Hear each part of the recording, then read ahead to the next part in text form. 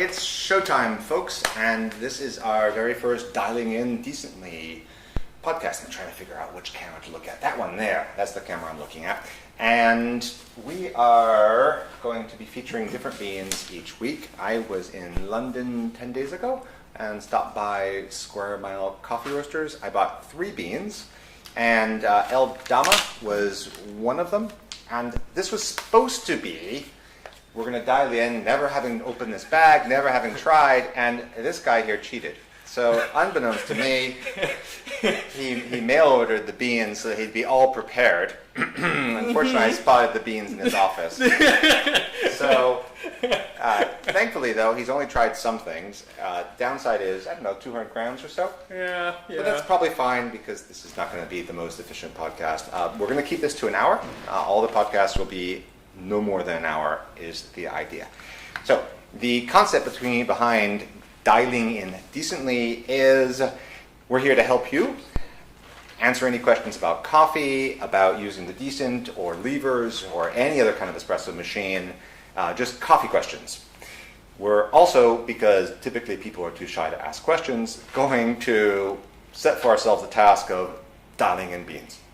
The reason we're doing this is that previous to this machine, the number of things you could do to dial in a coffee was kind of limited, right? You could use a different grinder, you could go finer, coarser, and change your dose, change your basket, change your water temperature. Yep. Anything else? Maybe put some magic salt on there to make it taste better. Salt. It could be anything. Salt, yeah. that's not a bad thing. And with this, now we've got a different approach. The other thing with the old way of doing things is that you didn't really know.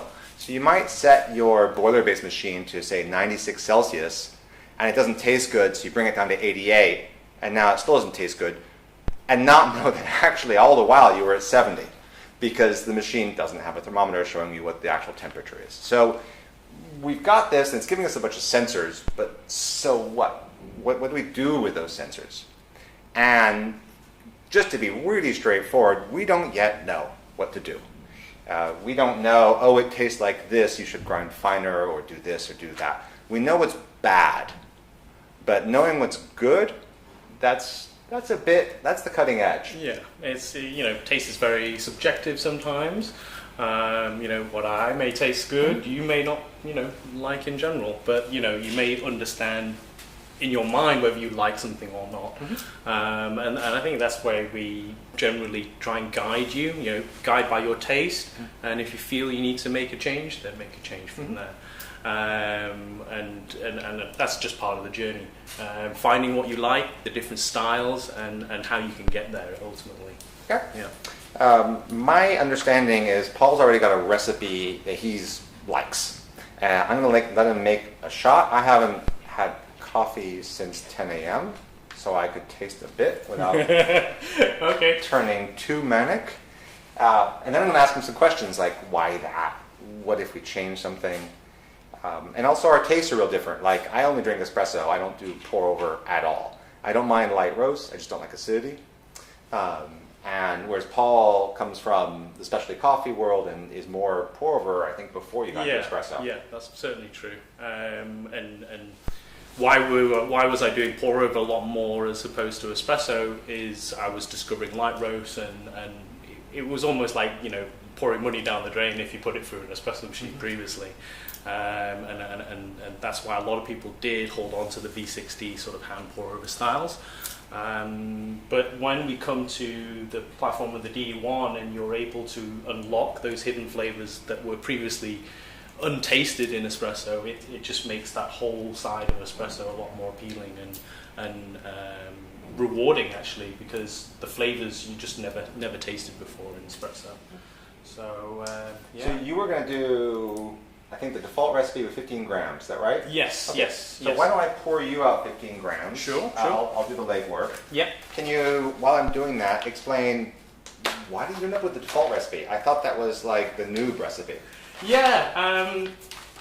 Originally, when to give you a bit of backstory on the beans that I bought, I actually bought these beans when I first heard about the El Grafone blend, and I put it in order at that time. And I didn't actually know we were going to do this series. It was actually by chance that I had it in. But I was obviously quite keen on tasting the flavors, so I immediately opened the El Dama first.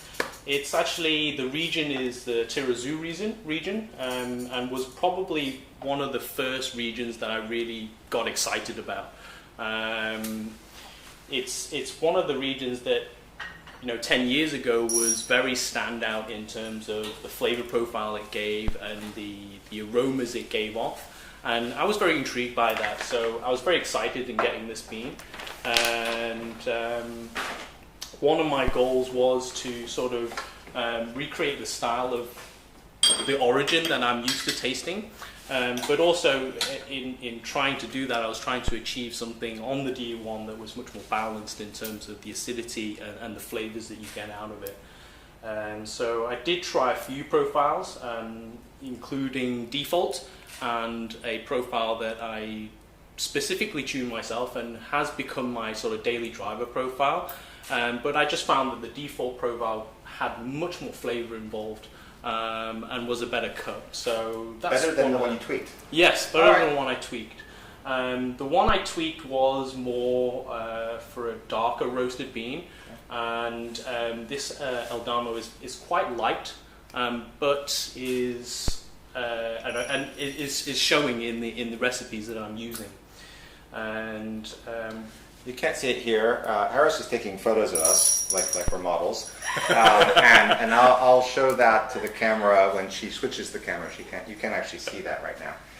We're going to start with the large flat burr P100 grinder, and why don't we make a shot with this and make a shot with this, and then talk about what the difference is. What the difference is, and are they both dialed in? You think? I think this one maybe. This one is definitely not. Oh, okay. So let's not start there. All right, let's do that. And I'm going to just start this. We can't really talk while it grinds because we've got room microphones here. So we also have no power to the grinder. That's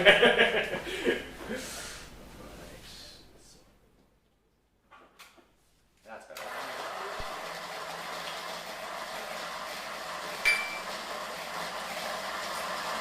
So the niche.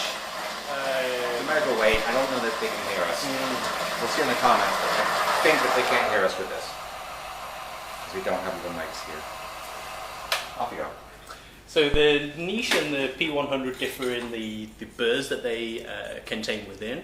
Obviously, the P100 is a large flat burr. I think it's about 98 millimeters in size, and the niche is a conical burr. So the way that they grind the coffee particles is slightly different, and due to the shape of the grind-side particles, they do extract a little bit differently. For the niche, because it is conical, it does tend to favor slightly higher temperatures. And you'll notice also that the flow rate curve will be slightly different. So we'll show that in a moment when we have some data on the graph. Thank you, John. So we have the decent scale linked up already to the decent app, and when we start to press extract, it will tear automatically. And the temperature goal of the preset right now is at 90 degrees. So I've not touched this profile at all, and I think moving forward, if we are to change things, we will probably change either the dose or either the temperature or the grind. Everything else within the profile, we'll try to keep it as simple as possible in order to get results quickly and effectively. Essentially, this is how I would think about how I'm dialing in. And right now, you can kind of see this is pouring out very fast. And if I can point out on the graph, this is coming out at more than, just under 3 milliliters a second and ending in around just over 5. The shot stopped at 37, which was a little bit more than I wanted because I'm only using about 15 grams. So I was aiming for a 2-to-1 ratio. But I've got slightly a little bit too much, but that's okay because I think this will need to grind finer, John. So we've actually said it in this. All right, I'm going to let you grind, just the grind. So Okay, sure. So because this is really was a fast flow rate, without even tasting it, you kind of know that this would be already off. And if you can kind of, I don't know if you can point it up to the camera, you can't really see the crema. It is on the pale and the very thin side. So we didn't really get the emulsification that we were looking for, which produces a great crema. And overall, it does look quite watery. So time-wise, I think that we want, believe it or not, it's just like a few more seconds. Just, this was 26 seconds total. Yep. If you were 28, 29, it probably would have been fine. This smells okay. I don't think anything bad, but I'm probably going to get a lot of acid in the mouth here. Yeah. So it's a bit bitey, but it's actually really fruity. And I would say it's still quite enjoyable. If I diluted this, I'd probably be fine with the acidity. Yes. A little personal confession here. I rarely drink espresso straight. 2 reasons. One, it's too hot. And then secondly, the concentration, the TDS, is so much that it just blows out my mouth. It's like eating, 72% chocolate straight. You can eat it, but if you have 2 or 3 pieces, you won't be able to taste anything. So I always add typically twice as much water, cold water, as the volume of espresso. So I'd add 70 mils to this and end up at about 100. I was always kind of embarrassed about this. And then I was talking to Scott Rayo about it, and he said, absolutely, that is the case. He always waters down his espresso in order to taste it. Also, this myth that espresso is bitter if you let it cool down, it's a myth. The espresso was bitter. You just couldn't taste it because it was hot.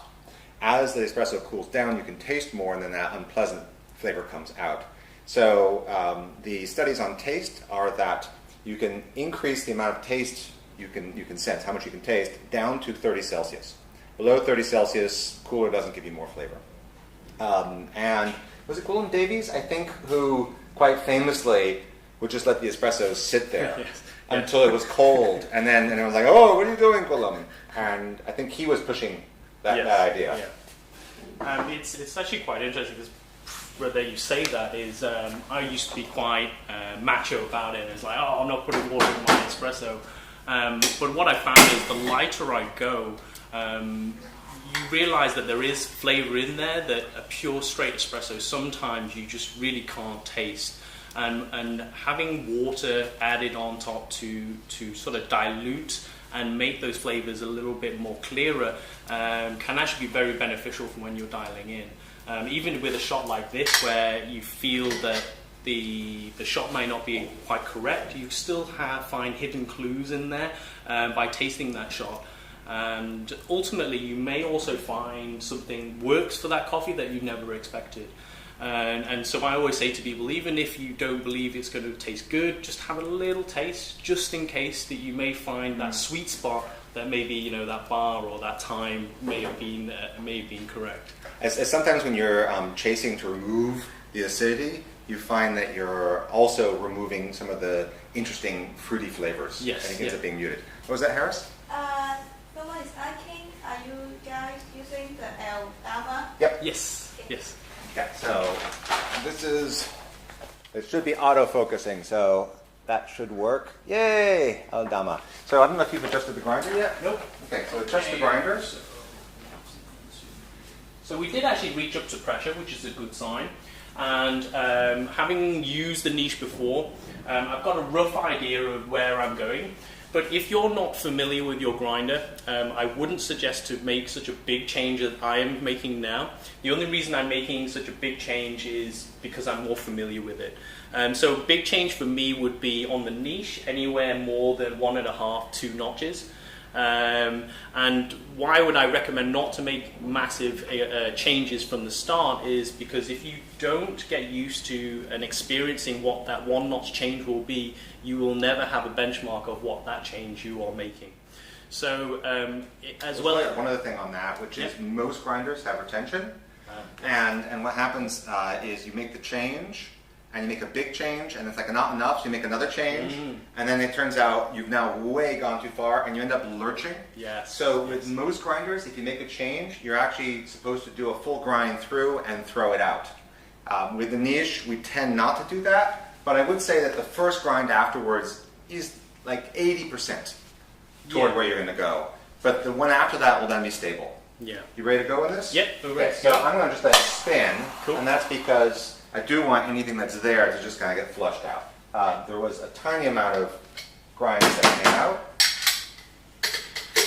I think it's a good point as well. It's like even if you don't sort of dry run it and get some of those powders out, Might as well.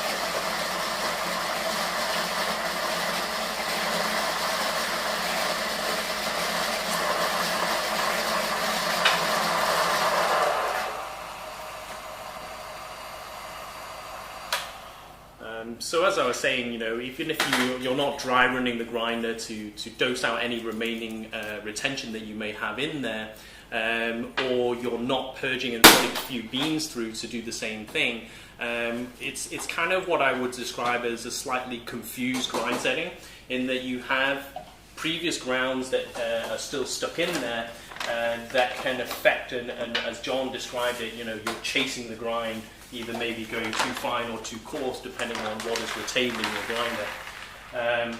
But in my mind, I always say this, is that if you've made a relatively large grind change, just take your next shot with a pinch of salt. You can always repeat the shot to double confirm your findings, or you could just shrug your shoulders and say, oh, okay, it's probably this, I'm going to anticipate it this time, and maybe I'll purge just to make sure that I'm cancelling out that variable. And funny though, you made a pun, which is a pinch of salt. That is one of the ways that you can reduce unpleasant flavors in coffee, is a pinch of salt. Okay, so I'm going to rerun this shot, and hopefully we will obviously still reach up to pressure, but we should see the flow rate, which is the blue curve, dip down more before it bottoms out and rises up. So hopefully we should see anywhere above 1 ml a second to around 1.5 as pressure is rising. And I will point out this data that we should be managing when using the default profile. So we can kind of see already that the flow rate has significantly slowed down, and it has just popped up to around 2 ml a second before it is starting to slowly rise up. And the last shot wasn't too bad, so we'll let it run up to 36, and we'll taste again to see how that changed things. But as we're leaving that to cool, if we can focus back onto the graph, as the pressure is rising, so as the green bar is rising up to 9 bars, we will see the flow rate drop down and bottom out. Okay, so this where the flow rate is dipped and bottomed out is where I want to put your focus, and this is what I call the exiting pressure during as pressure rises. And what I found with using this profile is if we manage the variable of the flow rate when pressure rises, most of the rest of the extraction will follow on. So as a baseline, as a consensus, we understand that roast level is dependent on the flow rate we use to extract, and that gives us the ability to extract different flavors. And that ties in very well to dark, medium, and light. So if we just keep it simple into those 3 categories and have in our mind that dark roast, you can have that flow rate being anywhere between 0.5 all the way up to 1. Medium, we could have that anywhere between 0.8 all the way up to 1.5, and then lighter roast 1.5 and above. So these are the data points that I would manage on this profile, and would get you guys to start familiarizing yourselves and getting your eyes to look at the chart for that detail. And you will find that just by repetition of managing that, you will find the rest of your extraction will follow on. So I've just seen John's tasted this, so how is that compared to the last shot, John? So first thing is, I tend not to be a guy who likes light roast that much because of the high acidity. I tend to be an espresso guy who likes body and not thinness. Um, and um, and I'm kind of really negative to things like baked, which is that wet cardboard flavor. There's nothing negative going on with this bean right now. So I actually went, because there was no defect, and I'd say like 80% of light roast beans have a defect where you just smell it and you go, wet cardboard, or mushrooms, or beef, or tomatoes, or something that shouldn't be there. Also, I think because this ran pretty quickly, it's not super sludgy. It's actually, we use this term clarity, which for me is like it's not muddy, it's not like a heavy kind of thing. It's this very clear drink that's not coating the tongue. There's a little bit of acidity, but it's really pleasant. So I'm not like, oh God, I need to water this down. There's not a whole lot of crema on it. For me, this would be for someone who likes medium dark and wants to, is let's say light curious. Yes, yeah. This would be a really good one because I'm getting like maybe cocoa bark kind of flavors. Yeah. I'm not getting roasted chocolate, but it's definitely brown. Yeah.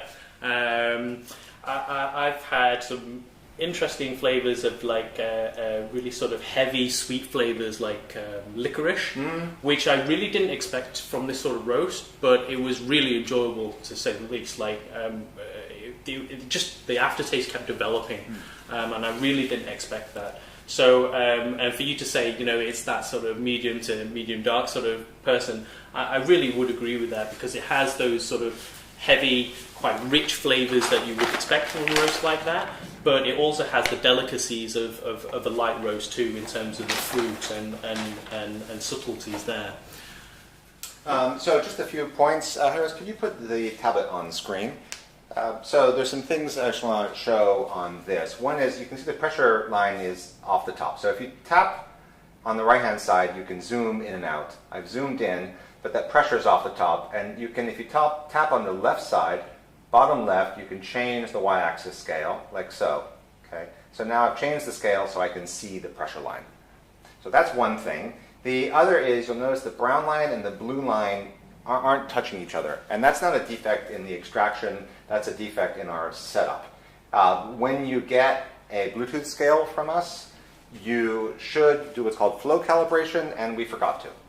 So what that's showing me is like a 10-20% difference between what the scale's saying and the decent saying. So next time we have a shoot, I'm going to make sure that we've calibrated so the brown and the blue line are touching each other. So just to understand that. That's all I wanted to say in terms of the decent and the charts. Yep. People say that they can hear us while we're grinding, so no need to pause. Excellent. Okay. And I've increased the volume too, so hopefully the volume of the audio is better now. Thank you for the person who said the gain went down too much. So that tasted really quite good. Yeah.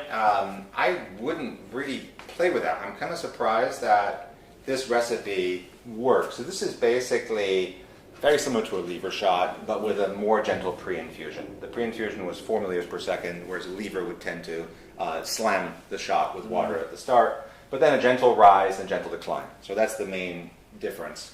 Especially with lighter roasts, a more gentle pre-infusion tends to be recommended because those lighter roasts tend to fall apart in channel.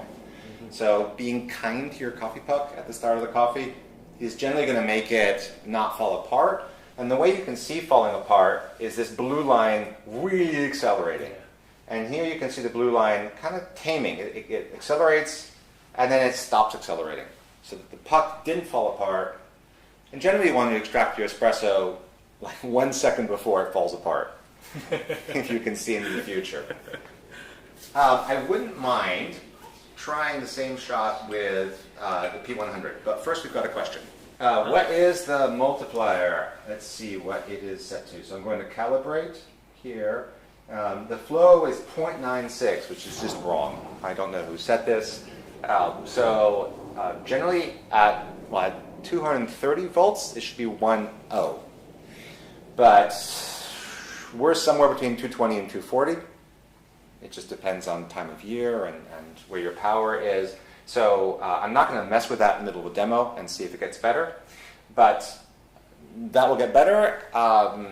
off camera. And then next time we have one of these, I'll explain what we did to calibrate. But what he's asking is, or she's asking, is this flow multiplier. It's typically between like 0.9 and 1.2, and that's saying like how off is the voltage from what we thought was normal. So normal is 230 volts. As it goes up or down, that multiplier is going to be different because the voltage makes the pumps go faster or slower. That's why we have the calibration. So you said you thought the P100 was not dialed in. Yeah. Do you think it needs to be finer or coarser? I think it will need to be slightly finer. Okay, I will let you do the honors then. Sure. And what I'm going to do with this one is I am going to put some beans through it because this is not as quick to throw stuff out. Okay, Yeah. so I'm going to put some in my hand here and just let it flow out. And then probably, I'm not going to do much because we don't have a ton of these beans. So actually, let's see, can we show that? Yeah, we can. You can sort of see the grounds. And you can, I don't know if you saw it just went flop. These are really beautiful, fluffy grounds. So a call out to Lagom because this P100 is really hard to get. So we're super happy to have one. We did a swap with them, so we did pay for it in an espresso machine. And it is one of the top grinders out there. And the list of really amazing coffee grinders is really, really small. And this is among them. Yeah, I'd have to agree with that. It's the quality coming out of the P100 is it's just the flavour that gets out and the clarity involved is great.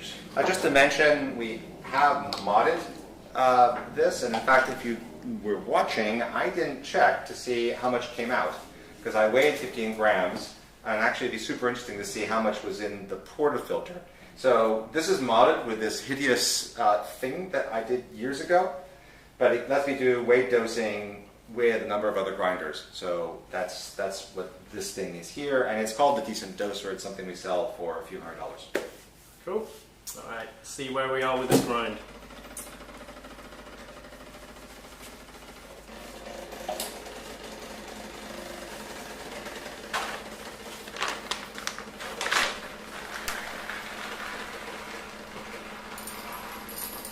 I still always love this mirror here, John. That was something we just got lucky with, unlike me with pouring beans. Okay, so this came out not too bad, John, but we've got a very sharp increase in our flow, which is quite typical of the P100 in that the mid to late end of the extractions do tend to really pick up speed, and this is just due to... So I want to talk about that. So generally people will talk about a grinder like the Niche as being better for medium and darker roast, and a grinder like this as being better for lighter roast. And the reason is that this grinder will make fewer fines. So what that means is the particles will be more or less the same size. This grinder will make particles more or less the same size, but a bunch of very small particles. The very small particles are called fines, and they help the puck stay together, but they also end up in your drink, and it's a bit silty. And it adds muddiness, lack of clarity. However, it really adds a lot of puck integrity.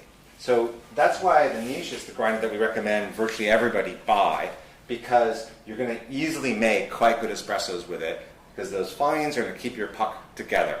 When the puck falls apart, you have rapidly increasing flow rate, a lot of sourness, it's not fun, and you get really frustrated. So buying a super expensive grinder means you're going to probably have less fun initially, okay? And it's absolutely the case that the Niche is just bang on consistent. Every shot looks pretty much the same. And I'm not criticizing the Lagom. Every large burr grinder I've ever used, large flat, has variability. The pucks are much more likely to fall apart. We'll talk in a second, because I am actually curious to do an allongé with this. Because the allongé is how I cheat to get around this problem with espresso. So this is the one we just made, huh? Yes, that's it. Would you agree with what I just said on about beans? Totally, Or grinder? totally, and like having used large flat burrs previously in my career, I find the P100, due to its burr geometry, a little bit more forgiving, and if anyone's ever used light roast with an EK on an espresso machine, they'll know what I'm referring to.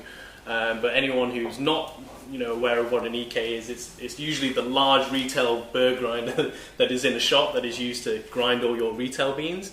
But what a lot of people don't know is the quality of the grinds coming out of there, out of that grinder, is fantastic, and it really sort of pushed people to explore espresso using that grinder.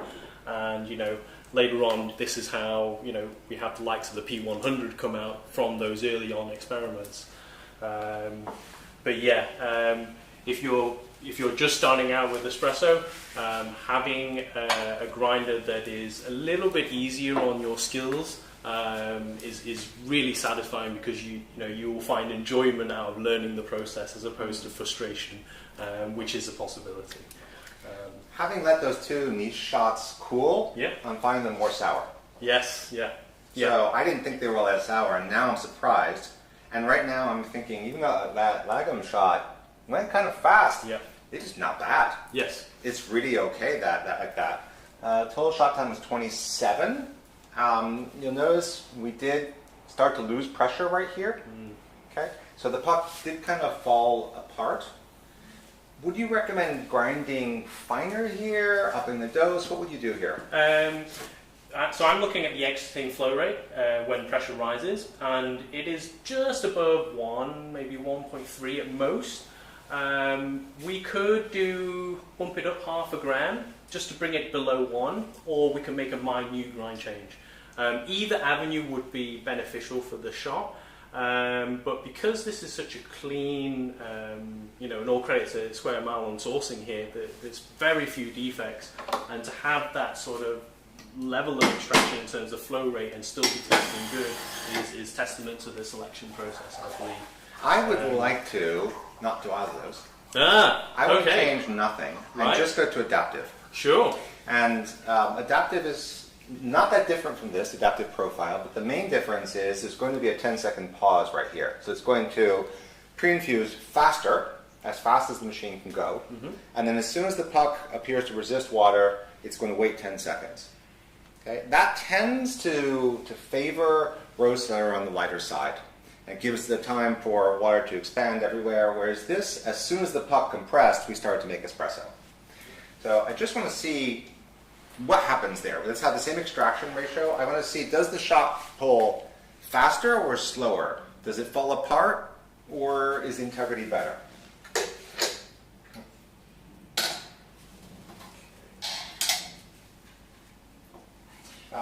With all these grinders, especially the large ones, if I have the option to turn them on before I put the beans in, I always do. Because a couple things. One is, when there are beans on the burrs, you need more torque to get it started, so it's kinder on the motor. But the other is that when it's starting up, it's grinding quite coarsely as it's revving up. Whereas grinding now, once it's already spinning, is going to help. And I actually think that's one of the reasons the EK shots are often quite good, because everyone pours the beans in once the burrs are at full speed, and also they don't stop. So if you have, for example, a grinder with a hopper, there's two problems with it. It starts with beans in the burrs, and it stops with beans in the burrs. There's also we're not going to name them, professional grinder, that in order to get weight dosing to work, slows down at the end in order to slow the grinding down, which is going to change the grind quality. And skip. So one of the things I really like about doing this is the lagom. The only thing I don't really like about it is it has a fork here, which doesn't really center the portafilter, and also you have to hold it, and if you don't hold it, the portafilter falls out.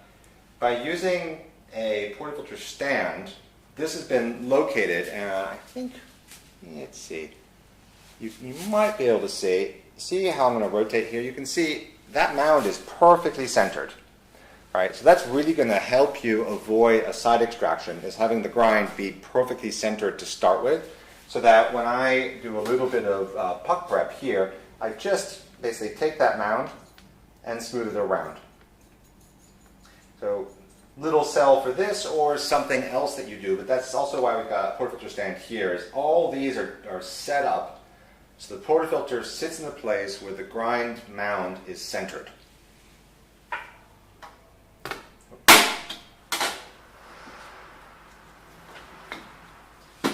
And what did we do? Funnel. So 15.5, so I weigh 15 grams, so that tells you there was half a gram of retention that came out. So always interesting, I'm not going to blame them because we didn't do the same thing to the niche, but expect something around 0.4 grams of variability of some sort of retention. The Mythos, which is a commercial grinder, I was using it at Square Mile a month ago. I measured that at 1.6 grams of variability. And it was completely doing my head in because I was trying to do all sorts of fancy shots, and it was completely inconsistent. And that's considered like one of the best cafe grinders. So I think what's available for the home enthusiast is way more reliable. Yeah. I would say 0.5 is probably on this larger side of the variability. Let's watch it. Yeah. Right. Yeah, another question. It's kind of long. You may want to see this. Okay, let me, I will pull it up on here.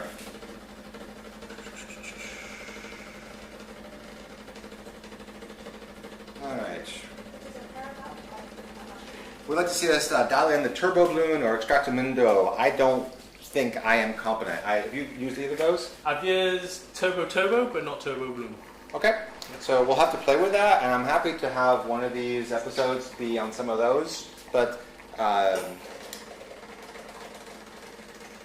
so that's that plastic. Let's see, is this a paradox? I know darker roasts are more soluble than light roasts, so wouldn't a higher flow rate? Mark Palmos with a very complicated question.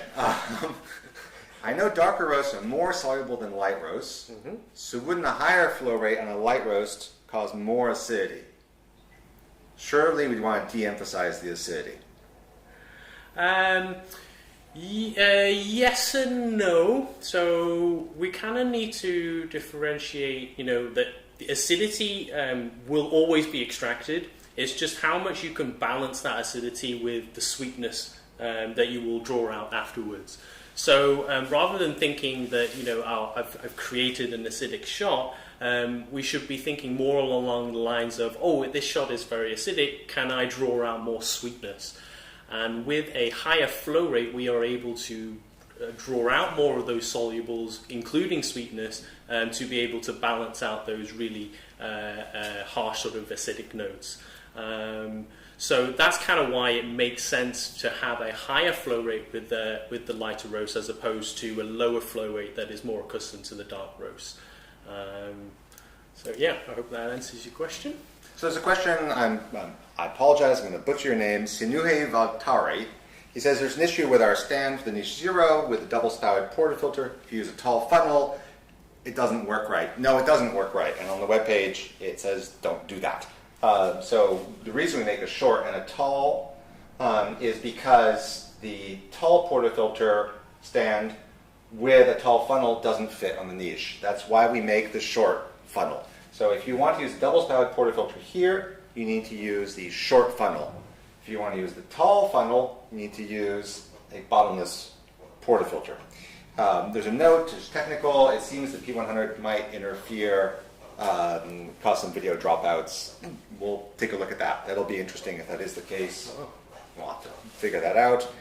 I want to talk. The question is really good about increasing the flow rate with the grind, about bitterness, and the person writing it was saying when they grind finer, they get more bitter. And the general theory about espresso and roast and solubility is, I think, what's going on there. And specifically, solubility is how easily are the materials in the coffee extracted by water. More soluble means easier extracted by water. What that means is if you go to a lighter roast, you're going to have to give the beans more water. Now that means either a longer pre-infusion, so more water contact time, or faster flow. one or the other. That's how you deal with the reduced solubility of light roasts. With the darker roasts, the increased roasting process, the darkness of it, makes them more soluble. The material comes out easier in water. And in that case, if you have really fast water flow, it doesn't taste great, you don't get much body. You can grind finer, slow it down. You don't need the long pre-infusion. And that's the approach there. So generally, as you go lighter, you need either longer pre-infusion or faster flow. That's why the two best profiles for light roasts are either an allongé, which is a very fast flow rate in a short time, or something like blooming or the variants of blooming, which have a very long pre-infusion time, letting the beans have a lot of water contact time. And then the opposite, which is medium and dark roasts. Frankly, the lever approach just nailed it. Fairly fine, fairly fast shots, 25, 28 seconds, fairly thick coming out as well. All right. Tell me how that turned out. What's going on here? So we actually saw a very similar curve with the previous profile we were using, which was default. Now, what we can see is the flow rate curve is quite similar in terms of the steepness, but where we see differences in the last portion of the shot, which in the previous default shot was still on the incline, but on this profile we are getting a plateau of both the volume in cup and the flow rate, which tells us that obviously you can see that the pressure dropped so that the amount of solubles and that we're drawing out is limited, and that will obviously affect the flow rate to become flat and linear. So we can kind of see and confirm on the graph that the profile was helping in the way it was programmed to do, and where we wanted to improve was on the tail end in trying to sort of control that ending flow rate in order to hopefully as well at the same time to control the level or the occurrence of channeling. There's a couple of things going on here that I don't think you saw. Right. So the thing about adaptive is that it will adapt the peak pressure to what the puck can do. Okay. And here the peak pressure went to 8 bar, Mm-hmm. whereas the default profile is going to 9. Mm-hmm. All right, so that's something to note, is it just said this puck can't go to 9. The reason it can't go to 9 is because this pressure rose up and then it timed out. It gives it 6 seconds to rise in pressure, after which it says we're not going more. And you can see as it rose, it then held it at that level, and then there was a decrease, so we went down. Okay, I want you to smell it first of all, because it's strikingly different. Smell it. Yes. And that's the previous one. So on the one hand, we could have done a default shot at 8 bar, and that would be interesting to compare with this now that we see adaptive has decided 8 bar is what this puck needs. Yeah, so the aroma is this one's more starchy, and this one definitely has more sort of red fruits inside somewhere. So even in the aromas, they're vastly different, which is quite surprising because the flow rate coming out was very similar. Mm-hmm. So that is to do with the bar's pressure that this profile was exerting for this puck. It could be also the fact that there's a bit longer pre-infusion. That's a possibility. Now, it's not really fair right now because this is colder than this, and right now the newer one is tasting less sour to me. But that may change when it cools, so I could be fooling myself.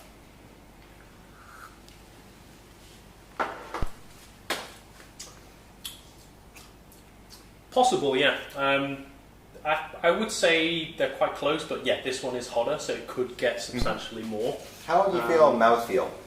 Mouthfeel, I definitely prefer the last shot that we did. This one, I would say, was a little bit drying, and the sort of texture is a little bit not as comfortable. Whereas this one has got that sort of juiciness that is really appealing. It's a little bit thick. Yeah. It's a little bit thick, and the fruitiness is not aggressive at all.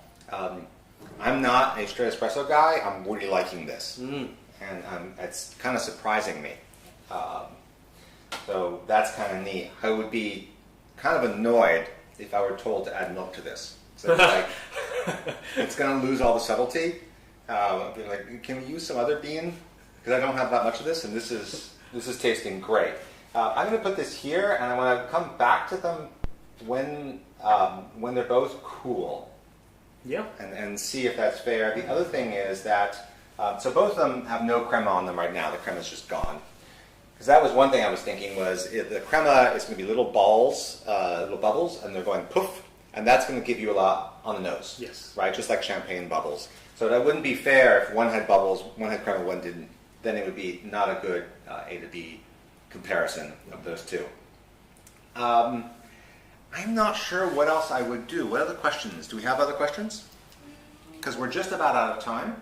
I don't think I would recommend allongé on this, and the reason is allongé is what I do to do like a fruit bomb. And I just don't see this as being that fruity. It's got a lot of mid caramelly kind of notes, not from roasting, but from the bean itself. Yeah, yeah.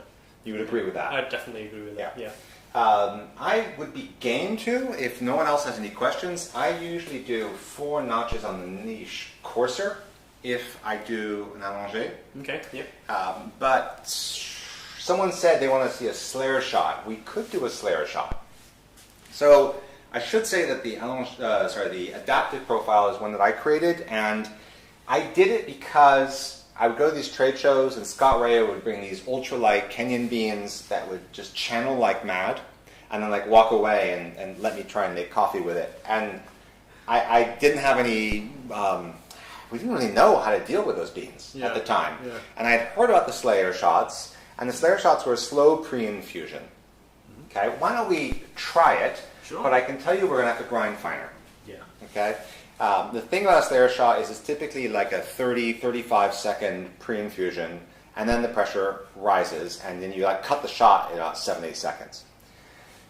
The challenge with Slayer shots is that they tend to have a puck that just falls apart at the end, and it's hard to really know why. Not that many people do Slayer shots unless they have a Slayer, right? But Slayer pioneered this idea that light roasts need long water contact time. And when I went to Scott Ray and I said, I'm making okay shots with the Slayer shot, this really annoyed him. And it actually is kind of why he came up with blooming. I see. And blooming and Slayer do show a lot of similarity. With Slayer, it's like I think 1.2 mils per second? Yeah, 1.5 mils per second flow rate. And what Scott doesn't like about Slayer shots is that they take so long to saturate the puck that the top has had a ton of water contact time, and the bottom, it's just like the last few seconds before you pull the shot. So to him, they're very unbalanced. Yeah. The top is over-extracted, the bottom is under-extracted, only the middle tastes good. That's his problem with Slayer shots. With the blooming espresso, he hits the puck as fast as possible with all the water that's needed, and then holds pressure on, which pushes water into the puck in like 3 seconds. You can see on the bottom of the puck almost immediately. And then he waits 30 seconds. So a blooming espresso is like a Slayer shot, but with an even pre-infusion. So the theory's there. I don't know that Scott has given them the credit, but I see it there. That's how I see the inspiration for that. So I'm going to go 2 notches finer on this. Okay. So we are 1, 2, 3, 4, 5, 6, and I'm going to go to 4. I know that sounds really, really fine, and it is. And I don't even know if this is going to work. Are there any questions, Harris, while I set this up? Coming from the default profile and wanting to try LRV3, should I find finer or coarser? So Damien Brackel is the one who did the original Londinium profile on the Decent. Then he did Londinium version 2, and then Londinium 3, and then there was something called D-Flow, and adaptive should be absolutely seen as a variant of Londinium. There's some differences in what they do, but the shots with a well dialed in bean, the curves are going to look very similar. It's mostly how Damien's profiles try to deal with things not being right versus how adaptive tries to deal with things not being right. I won't say one is better than the other because I've had shots that taste better with Londinium than adaptive, and vice versa. I don't have anything to say on Londinium to say grind fine or not. 28 seconds for me is like perfect Londinium. Yeah. So 15 to 18 grams. Would you say anything else there? From my experience, if I'm going from an 8 or 9 bar profile and going to a Londinium, I'm making very minute changes finer, and that's all.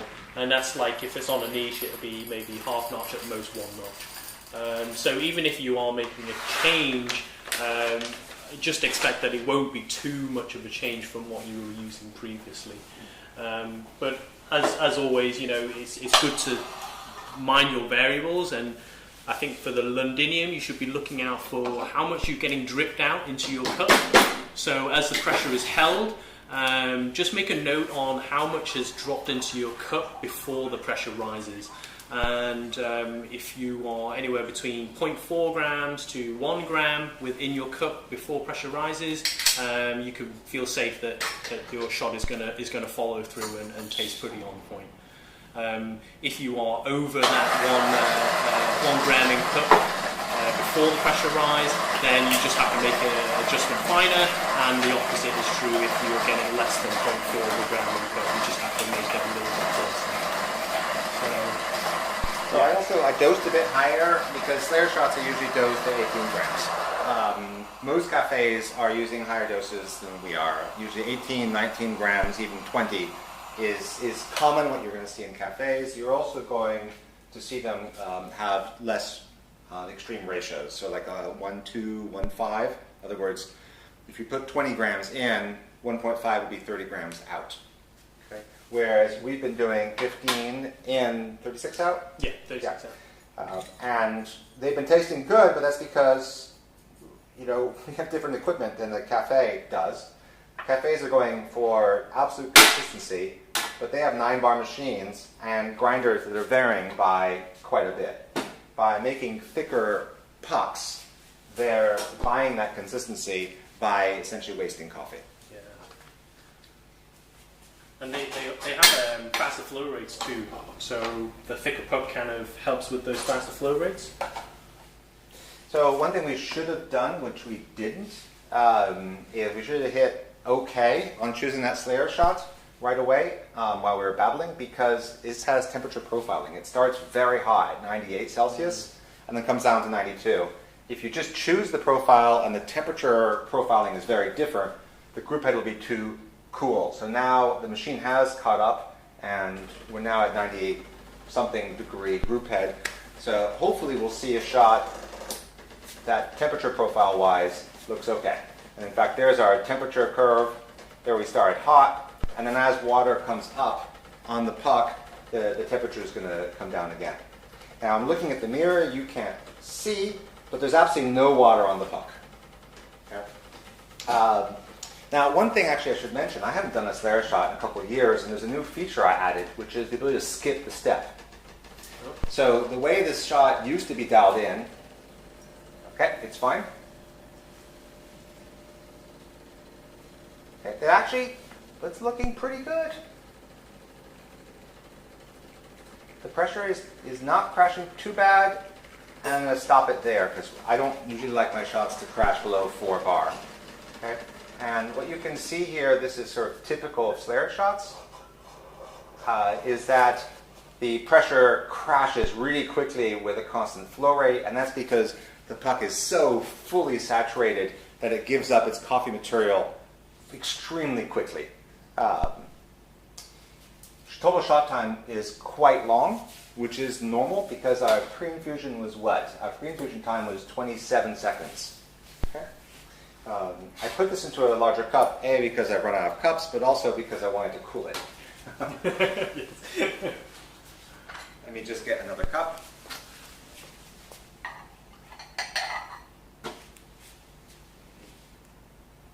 It smells a little bit bitey. Yeah. Yeah, really acidic. It's still drinkable. I would say the fruit's very present, but you need to be somebody who likes acidity to settle on that profile. Yeah, that's kind of like lemon territory a little bit. Yeah. I mean, it's not like, oh, God, unequal mouthwash. But it's, all these were better than that. And this was actually, I was really surprised, really well dialed in. You can tell it's well dialed in because usually when this is not dialed in well, at the end of pre-infusion, it rises and it just doesn't make any pressure. It gets like 2 or 3 bar. And then you're essentially making a fast pour over. It's nasty. The other thing that often happens is you have it too fine or too high a dose, and then what happens is it raises pressure and then stays maxed at max pressure. And that's no good either, because then you have like this very muted, unpleasant flavors coming out from that. So you really want something that goes up to a good pressure, let's say between 6 and 10 bar. This went a little high. This went to almost 12, so it crashed quickly. Okay, so that's about as dialed in as that's going to get, which is why the Slayer shots are not one of the default visible profiles in the decent, because actually they're not called Slayer shots, they're called innovative long pre-infusion shots, because Slayer is a trademark. So if you're looking for it on the decent, it's the innovative long pre-infusion shot, which was inspired by Slayer. All right, the comments I will leave. Thank you for joining us, because I don't want these to go over. If you can't be good, be short. So, with that, we will see you next time at Dialing In Decently. See ya.